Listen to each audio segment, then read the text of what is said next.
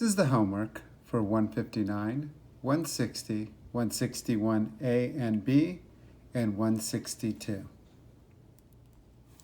Problem 159. Use the relationship graphed at right to answer the questions below. Is the relationship a function? So are the x values repeating? So if you use the vertical line test, and you go across, at no point are two x values repeating. So it does pass the vertical line test. So this relationship is a function. 159b, what is the domain? So that means what are the x values for this? And so we're going to have a minimum and a maximum. So if we look at the x values on the x-axis, what is the minimum value? Well, since this is a solid point, it's including this.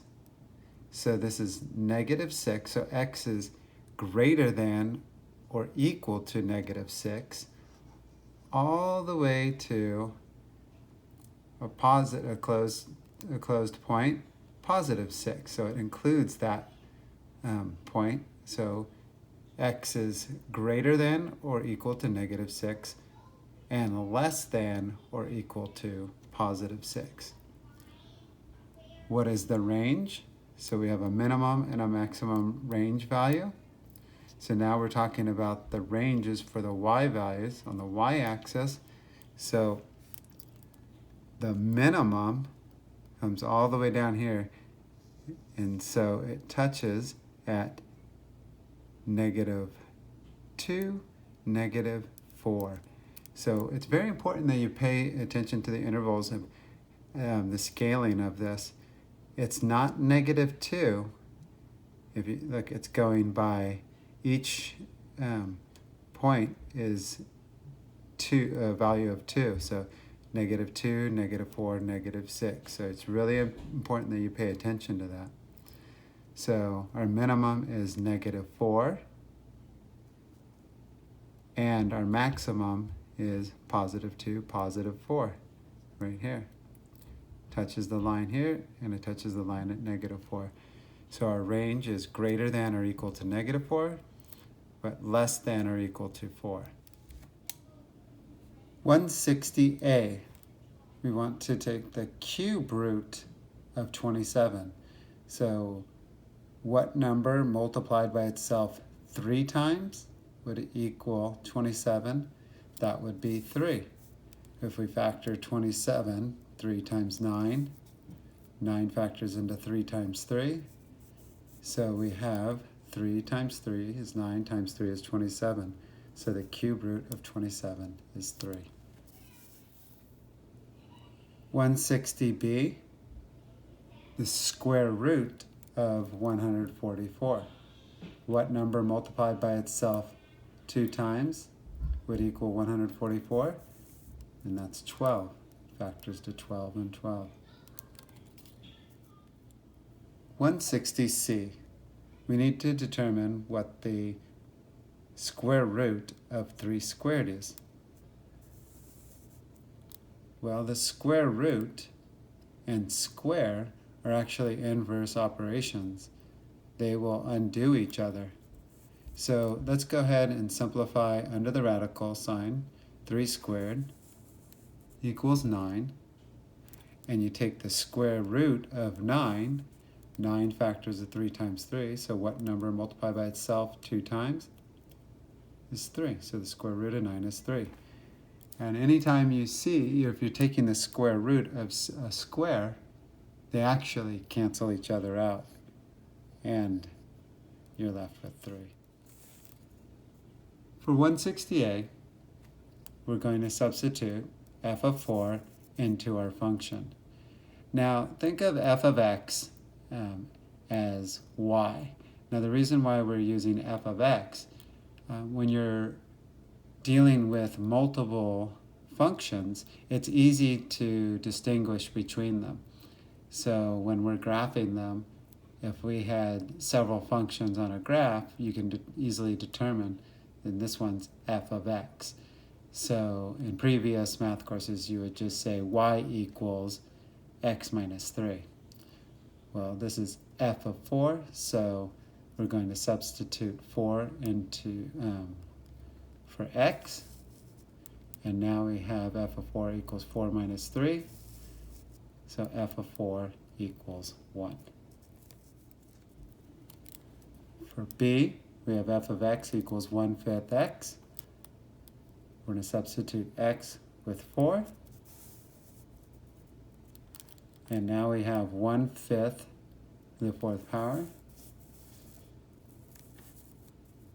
And when you have a fraction raised to a power, the rule is you multiply the exponents. So if there's not an exponent there, you can put a placeholder 1, because 1 to the 1st power is just 1. And same with 5. 5 to the 1st power is 5. So now we're going to simplify it. And we have 4 multiplied by 1 is 4. 4 multiplied by 1 is 4. And we have 1 to the 4th power is 1 multiplied by 1, multiplied by 1, multiplied by 1. And 5 to the 4th power is 5, multiplied by 5, multiplied by 5, multiplied by 5. And that simplifies to 1/625. Problem 162. Rosalinda examined the angles at right and wrote the equation below. Does her equation make sense? If so, explain why her equation must be true. Well, this is a right angle, and we have the sum of these two angles are complementary. That means that they add up to 90 degrees. So Rosalinda's equation is correct, since these two angles are complementary angles. They have a sum that equals 90 degrees. For part B, we need to solve her equation and clearly show all the steps. What are the measure of the two angles? So we need to solve for x to determine the measure of these two angles. So we have 2x plus 1 plus x minus 10 equals 90. So I rewrote it down here.